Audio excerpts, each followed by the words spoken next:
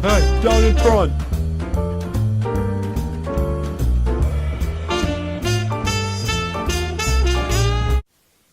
Hi, I'm Paul T. Kane, and welcome back to another episode of Down in Front.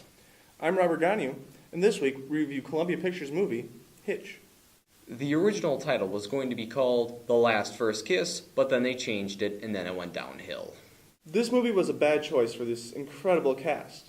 We have Will Smith, Kevin James, Eva Mendes. It just didn't turn out right. Also, this movie has a long runtime with a lame concept. It's over 118 minutes long, which in movie time, it's about 2 hours.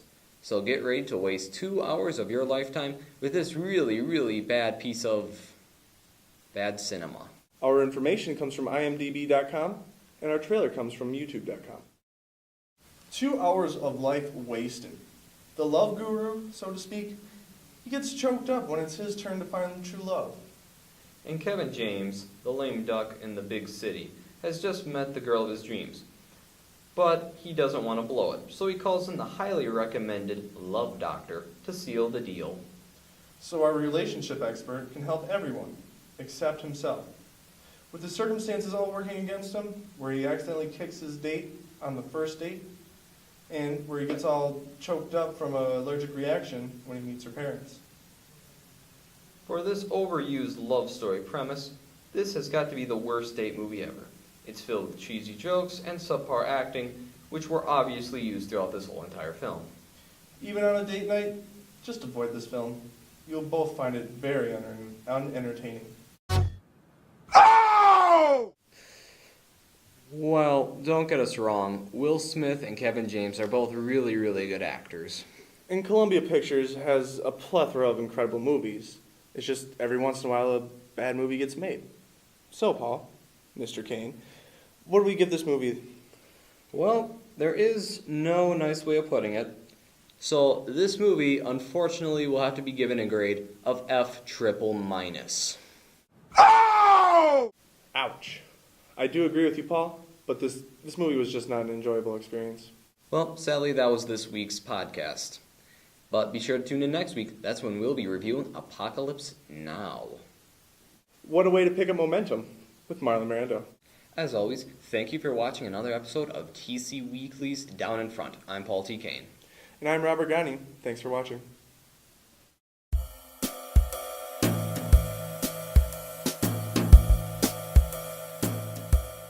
Oh!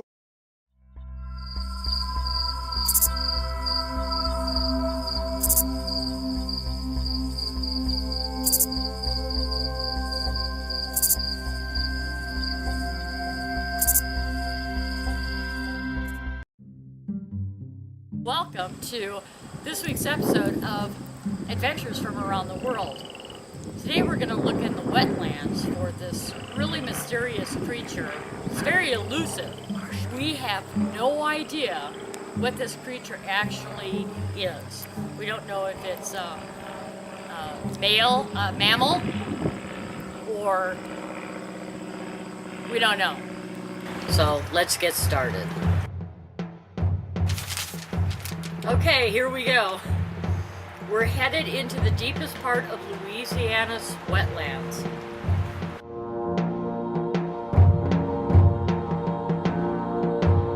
Before we get any further, we decided to stop and ask some of the locals about the sightings. So tell me, what was your experience in seeing this creature?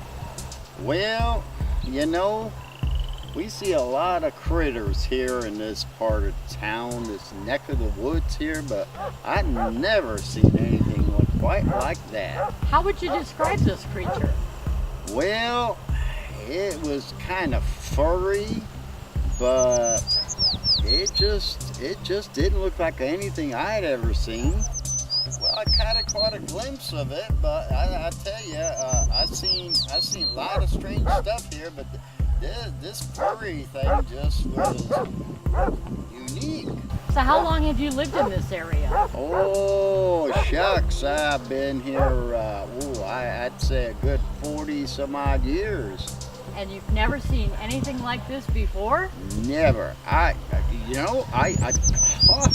It just goes without, it's breathtaking.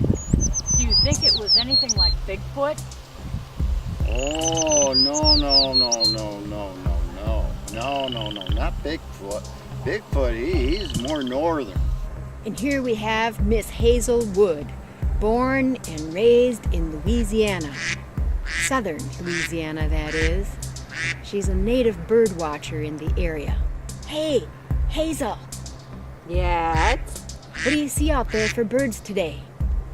I seen, oh, look at there goes the goose. He doesn't know where to go. He's looking for the rest. He even can't find them. Oh my goodness, that poor little thing.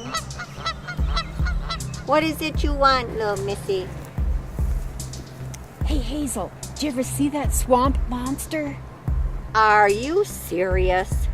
Yes, I have. I've been out here so many mornings, and so I have totally had the opportunity to see that scary thing. But when I called him the swamp monster, people just like you say, "What monster?" Said, "Oh, yeah, girly girl, it's called the little swamp monster." And when I see that thing, I get so scared, so I get so quiet, and I don't move because I don't want him to see me. And you know what? He hasn't caught me yet. So I'm out here just looking for the birdie that I've been looking for months. There's nothing else I can tell you there, little missy.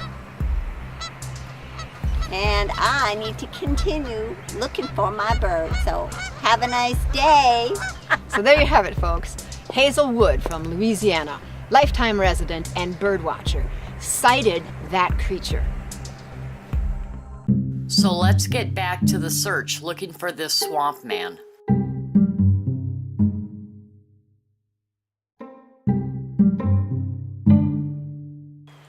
Wait, stop! What's that? Can you see it? Can you see it? Is it over there? See that movement?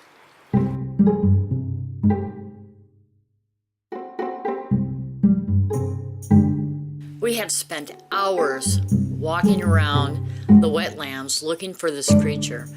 We think we've had a few sightings. Here's footage from that search. What is that? Damn, that creature is ugly. Did you see it?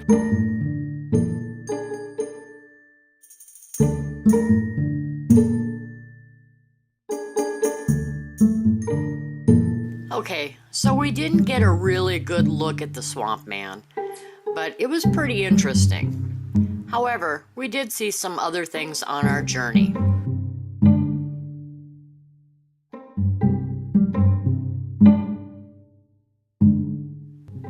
Thanks, Jody. That was really a great adventure we had today. I agree. Louisiana, wow, full of adventure. Absolutely. We'd like to thank the locals for sharing their stories. Billy Bob. And Hazel Wood, Bird Watchers of America. That's it for Adventures Around the World. Stay tuned for more great adventures.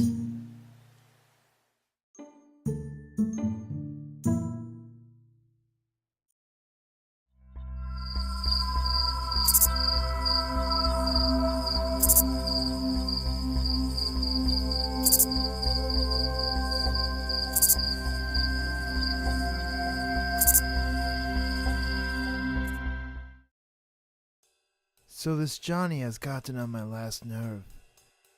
I've been watching him for a week now, and nothing of interest has happened. It feels like he's deliberately trying to torment me, because no one could possibly be this boring. Unfortunately, there's nothing I can do. This is who I was paid to film. Well, there is something I can do. called my employer the next day, seeking some form of explanation for why I was hired to film such an uninteresting life. My employer speaks through different persons, who I assume work for this mysterious individual. I am told not to worry about it, and given a name of someone who can help resolve this situation. But another thing was bothering me about the footage from Johnny's apartment. A person I hadn't expected to see.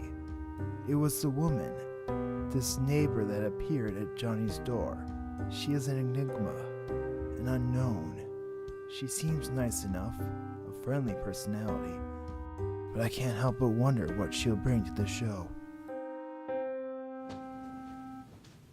So who are you and why do I not know of you? Excuse me? Why are you asking me? I'm the producer of the reality show that your neighbor is a part of.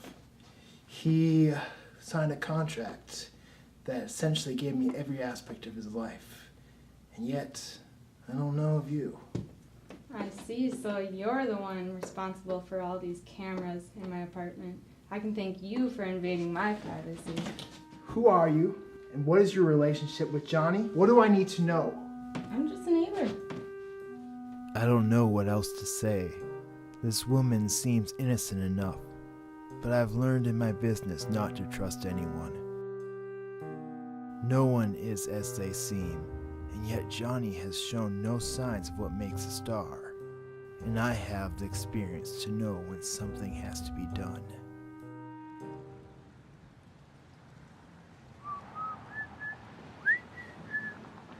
So I hear you're a man who can get stuff done. That's what they say. Is it true? I have my means. So, why do they call you the hitman? That's not important.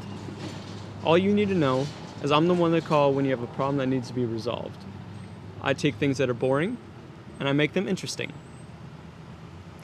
In other words, I'm the one who creates the hits. I understand. You see, I have this problem. His name is Johnny. I've been hired to film his life, but he hasn't done anything that justifies his show.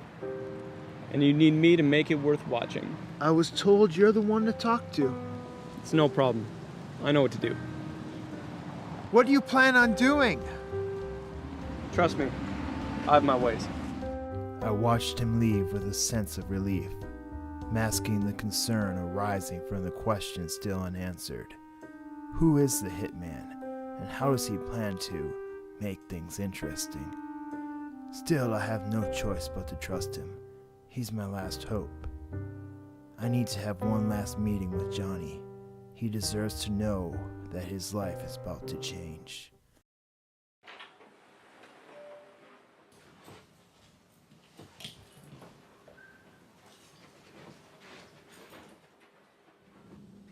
This isn't working out, Johnny. Are you breaking up with me? No. Be serious. This is about the show. It's boring. Boring? You come to me with a deal to film my life and set up cameras, tell me to act normal, and now you're calling it boring? Yeah. Is this some kind of joke? No, I'm not joking.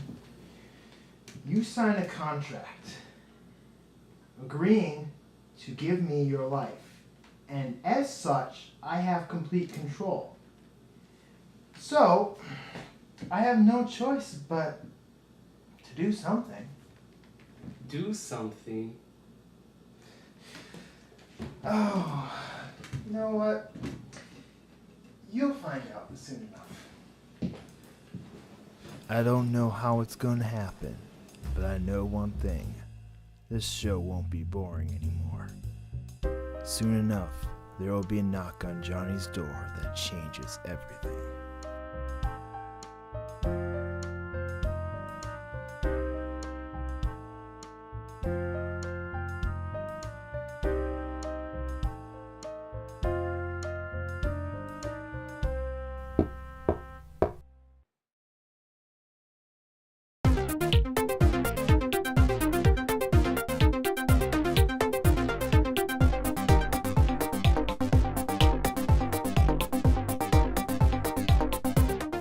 Leon Charnetsky. I'm a HVACR instructor here at NWTC. Right now we're between our electrical fundamentals class and our refrigeration class. The first class was basically on learning Ohm's law and electricity. Now we're going to move into some refrigeration concepts, and we're going to introduce compressors and the typical items you're going to see in a refrigeration system. We also have heating classes and ventilation, much more specific. These are the actual first semester fundamental classes. This is geared towards service technicians. So most of the stuff that we do in here is going to be service oriented. It's going to teach you how to use the tools, the diagnostic tools, the refrigeration gauge set, the electrical multimeter, and we're going to teach you how to get in and actually understand how the furnaces, the air conditioners, the refrigerators, whatever it is you're working on, actually understand how they work and understand, you know, the principles behind that so that you can troubleshoot them and figure out what's wrong with them accurately. Key to doing service is knowing what's supposed to happen. My name is Cody Verheyen. I'm in the heating, ventilation, and air conditioning program. I've learned lots about heating systems and air conditioning systems. I'm going to be a HVAC service technician.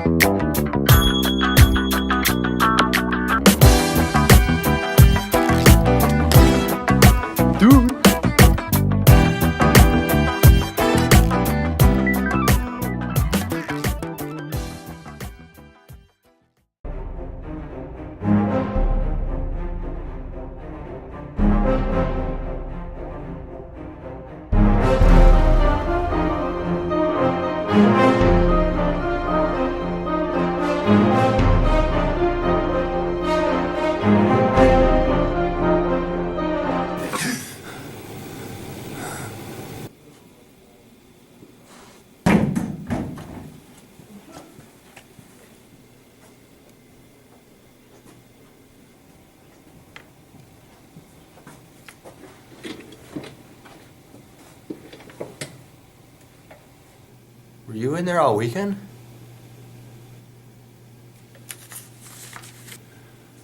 Hey, ready for the draft, Big B? Yeah, man, of course I'm ready, yeah. Let's do this thing.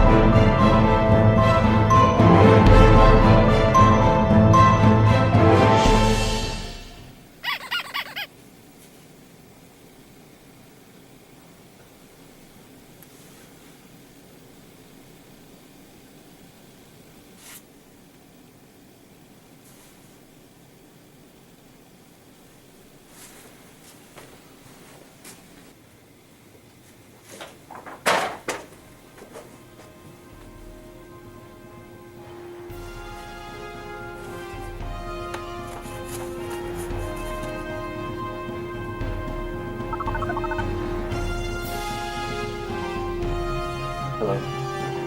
Is this Cowboy Rider 81? Oh, it's not? Yeah, I'll leave a message for him. Tell him I'm definitely gonna need his help on this one.